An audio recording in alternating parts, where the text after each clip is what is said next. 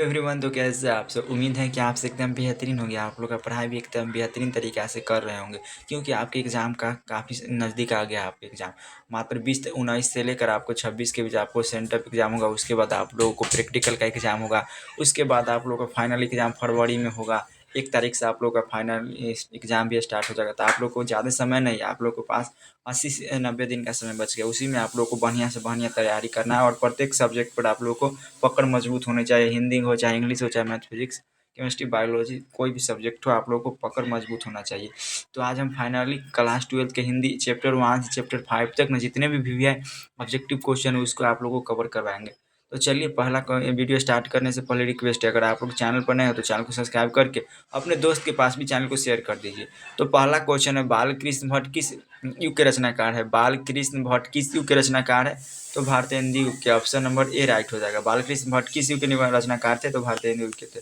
अगला क्वेश्चन है, बालकृष्ण भट्ट के पिता का नाम क्या था? बालकृष्ण भट्ट के पिता का नाम क्या था? तो बालकृष्ण भट्ट के पिता का नाम था Beni Prasad Bhatt. Option B right हो जाएगा। अगला क्वेश्चन है, दमयंती स्वयंवर किस लेखक की रचना है? दमयंती स्वयंवर किस लेखक की रचना है? तो दमयंती स्वयंवर है जो बालकृष्ण भट्ट की रचना। ऑप्शन सी राइट हो जाएगा।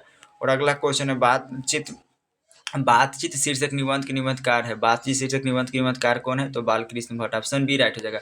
अगला क्वेश्चन है, बातचीत साहित्य की कौन सी विद्या है? बातचीत साहित्य की कौन सी विद्या है? तो ये हो जाएगा निबंध। ऑप्शन सी राइट हो जाएगा। अगला क्वेश्चन है, बातचीत शीर्षक निबंध, बातचीत शीर्षक निबंध के अनुसार रस का समुद्र किनकी बातचीत में उमड़ा चला जाता है? बातचीत शीर्षक निबंध के अनुसार न रस का समुद्र किनकी बातचीत में उमड़ा चला जाता है? दो हमजोली सहेलियों की बातचीत में रस का समुद्र उमड़ा चला जाता है। अगला क्वेश्चन है, बालकृष्ण भट्ट, बालकृष्ण भट्ट की रचना निम्न में से कौन है? बालकृष्ण भट्ट की रचना निम्न में से कौन है? तो बातचीत हो जाएगा। बालकृष्ण भट्ट की रचना। ऑप्शन ए राइट हो जाएगा। अगला क्वेश्चन है, 100 अजान एक सुजान, 100 अजान एक सुजान नामक उपन्यास के उपन्यासकार कौन है? 100 अजान एक सुजान नामक उपन्यास के उपन्यासकार कौन है? तो इसका हो जाएगा Balkrishna Bhatt. Option C right हो जाएगा। अगला क्वेश्चन है, नौजवानों की निंदा किनकी बातचीत का मुख्य प्रकरण है? नौजवानों की निंदा किनकी बातचीत का मुख्य कारण है? तो ये बुजुर्गों, दो बुड्ढों की, आप लोग दो बुड्ढों की नहीं, बुजुर्गों की। ऑप्शन सी राइट हो जाएगा। अगला क्वेश्चन है, लेखक बालकृष्ण भट्ट के मन में अध्ययन की रुचि एवं लालसा किसने जगाई? लेखक बालकृष्ण भट्ट के मन में अध्ययन की रुचि एवं लालसा किसने जगाई थी?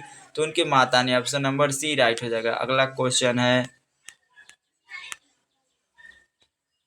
हिंदी के एडिशन निम्नलिखित में से कौन कहे जाते हैं? हिंदी के एडिशन निम्नलिखित में कौन कहे जाते हैं? तो हिंदी के एडिशन बालकृष्ण भट्ट कहे जाते हैं।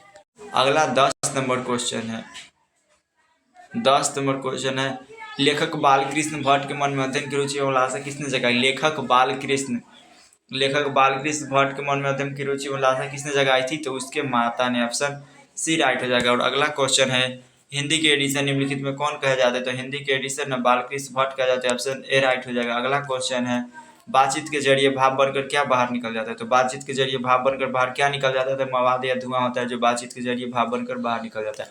अगला क्वेश्चन है, बालकृष्ण भट्ट की माता का नाम क्या है? बालकृष्ण भट्ट की माता का नाम क्या है? तो इनकी माता का नाम था पार्वती देवी और पिता का नाम था बेनी प्रसाद भट्ट। अगला क्वेश्चन है, बालकृष्ण भट्ट के पिता पेशे से क्या थे? बालकृष्ण भट्ट के पिता पेशे से क्या थे? तो पेशे से एक व्यापारी थे। ऑप्शन बी राइट हो जाएगा। अगला क्वेश्चन है, बातचीत शीर्षक निबंध के अनुसार, बातचीत शीर्षक निबंध के अनुसार जो कुछ मवाद या धुआं जमा रहा था वह भाप बनकर निकल पड़ता है, कैसे? तो बातचीत के जरिए निकल पाता है। ऑप्शन सी राइट हो जाएगा। अगला क्वेश्चन है, बालकृष्ण भट्ट प्रारंभ में किस विषय का अध्ययन किया? बालकृष्ण भट्ट प्रारंभ में किस विषय का अध्ययन किया था? तो संस्कृत। ऑप्शन बी राइट हो जाएगा। अगला क्वेश्चन है, तेरी कुरमाई हो गई का कहानी किस कहानी से संबंध है? तेरी कुरमाई हो गई का किस कहानी से संबंध है? द्वारा कैसे पूछा है तो यह है किसमें, उसने कहा था। ऑप्शन बी राइट हो जाएगा। अगला क्वेश्चन है, हिंदी कहानी के विकास में मील का पत्थर कौन सी कहानी में मानी जाती है? हिंदी कहानी के विकास में मील का पत्थर कौन सी कहानी में मानी जाती है? तो उसने कहा था। ऑप्शन ए राइट हो जाएगा। अगला क्वेश्चन है, चंद्रधर शर्मा गुलेरी की कहानी है, चंद्रधर शर्मा गुलेरी की कहानी है 2011 और 21 में पूछा है। तो चंद्रधर शर्मा गुलेरी की कहानी है जूठन। ऑप्शन नंबर डी राइट हो जाएगा। अगला क्वेश्चन है, उसने कहा था कहानी है, उसने कहा था कहानी कैसे युद्ध की कहानी है? दिव्य प्रेम की कहानी, प्रेम पर की कहानी में सभी, डी इनमें से सभी हो जाएगा। अगला क्वेश्चन है, उसने कहा था किस प्रकार की कहानी? उसने कहा था किस प्रकार की कहानी है? तो क्रम प्रधान कहानी। ऑप्शन नंबर बी राइट हो जाएगा। उसने कहा था किस प्रकार की कहानी? क्रम प्रधान। अगला क्वेश्चन है, उसने कहा था कहानी के नायक है, उसने कहा था कहानी के नायक कौन है? उसने कहा था कहानी के नायक है लाना सिंह। उसने कहा था कहानी के नायक कौन है? लाना सिंह।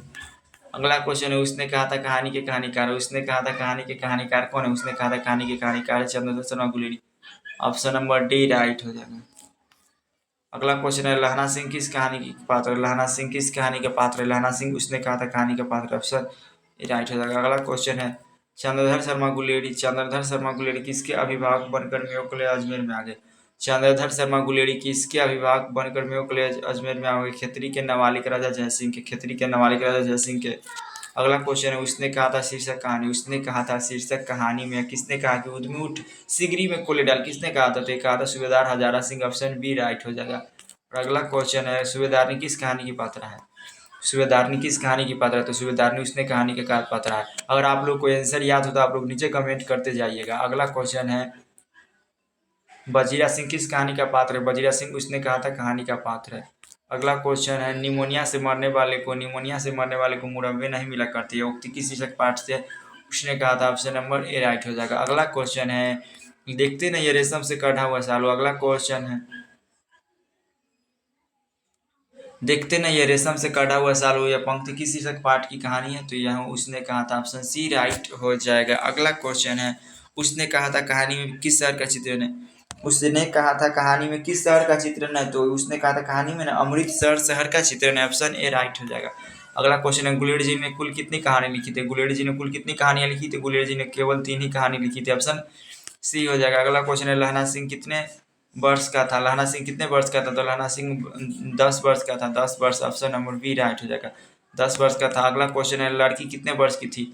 लड़की कितने वर्ष की थी? तो लड़की 8 वर्ष की थी, लड़की 8 वर्ष की थी। और अगला क्वेश्चन है लड़का लड़की को क्या कहकर चिढ़ाते थे? लड़का लड़की को क्या कहकर चिढ़ाते? तेरी कुरमाई हो गई, तेरी कुरमाई हो गई, ऑप्शन ए कहकर चिढ़ाते थे। सूबेदार कौन था? सूबेदार कौन था? सूबेदार कौन था? सूबेदार था जो हजारा सिंह था, हजारा सिंह। अगला क्वेश्चन है बजीरा सिंह कौन था? बजीरा सिंह कौन था? तो बजीरा सिंह ने पलटन का विदूषक था, पलटन का विदूषक, ऑप्शन सी राइट हो जाएगा। अगला क्वेश्चन है बोधा सिंह का बाप कौन था? बोधा सिंह का बाप कौन था? बोधा सिंह का बाप था सूबेदार Hazara Singh, option number A right हो जाएगा। अगला क्वेश्चन है लपटन साहब को किसने मार गिराया? लपटन साहब को किसने पहचाना था? तो लपटन साहब को ना लहना सिंह पहचाना था, ऑप्शन सी राइट हो जाएगा। अगला क्वेश्चन है लहना सिंह की मृत्यु किसकी गोद में हुई? लहना सिंह की मृत्यु किसकी गोद में हुई? तो लहना सिंह की मृत्यु ना लहना सिंह की मृत्यु वजीरा सिंह की गोद में हुई थी, ऑप्शन बी राइट हो जाएगा। अगला क्वेश्चन है बिना फेरे घोड़ा बिगड़ता है, बिना फेरे घोड़ा बिगड़ता और बिना लड़े सिपाही, ये पंक्ति किस शीर्षक कहानी की है? तो उसने कहा था कहानी की, ऑप्शन नंबर डी राइट हो जाएगा। अगला क्वेश्चन है जयप्रकाश नारायण के पिताजी का नाम क्या था? जयप्रकाश नारायण के पिताजी का नाम था हर्षुदयाल, ऑप्शन बी राइट हो जाएगा। अगला क्वेश्चन है संपूर्ण क्रांति क्या है? संपूर्ण क्रांति क्या है? तो संपूर्ण क्रांति एक भाषण हो जाएगा, ऑप्शन नंबर बी राइट हो जाएगा। अगला क्वेश्चन है व्यक्ति से नहीं, व्यक्ति से नहीं, हमें तो नीति से झगड़ा है, सिद्धांतों से झगड़ा है, कार्यों से झगड़ा है। उक्त संभाषण किस समाजवादी लेखक का है? तो ये हो जाएगा जयप्रकाश नारायण का, ऑप्शन नंबर ए राइट हो जाएगा। और अगला क्वेश्चन है जयप्रकाश नारायण की रचना का नाम क्या है? जयप्रकाश नारायण की रचना का नाम क्या है? जयप्रकाश की रचना का नाम है संपूर्ण क्रांति, संपूर्ण क्रांति, ऑप्शन नंबर सी राइट हो जाएगा। क्वेश्चन है छात्र सहोदर, छात्र आंदोलन का नेतृत्व स्वीकार करते समय जयप्रकाश नारायण की स्थिति क्या थी? तो बुढ़ापा और बीमारी थी, ऑप्शन नंबर ए राइट हो जाएगा। और अगला क्वेश्चन है दलविहीन लोकतंत्र किसके मूल उद्देश्यों से में है? दलविहीन लोकतंत्र किसके मूल उद्देश्यों में है? तो मार्क्सवाद तथा लेनिनवाद, ऑप्शन नंबर बी राइट हो जाएगा।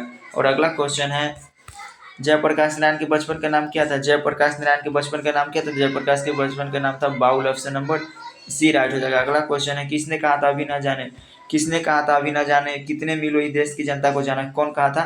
तो ये कहा था जवाहरलाल नेहरू, जवाहरलाल नेहरू का ना डॉक्टर राजेंद्र प्रसाद कहते थे, doctor Rajendra Prasad, option B right हो जाएगा।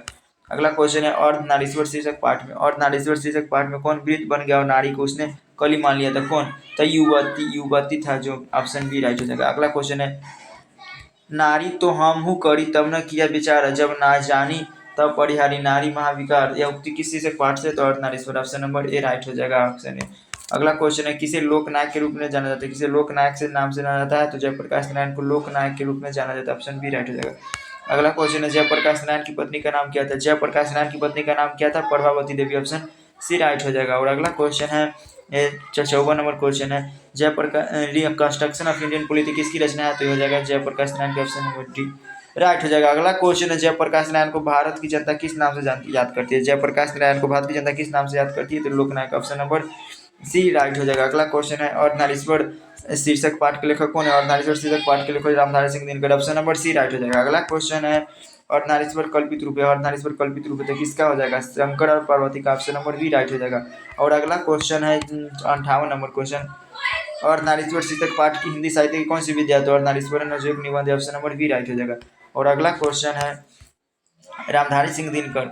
रामधारी सिंह दिनकर किस महाविद्यालय में उपकुलपति के पद पर है? तो भागलपुर विश्वविद्यालय। ऑप्शन नंबर ए राइट हो जाएगा। अगला क्वेश्चन है अज्ञे जी ने कितने वर्ष की अवस्था में कविता लिखनी शुरू की? तो 10 वर्ष की अवस्था में कविता लिखनी शुरू की। ऑप्शन सी राइट हो जाएगा। अगला क्वेश्चन है इंद्र सभा क्या है? इंद्र सभा क्या है? तो इंद्र सभा क्या है? तो इंद्र सभा एक निबंध है। ऑप्शन नंबर बी राइट हो जाएगा।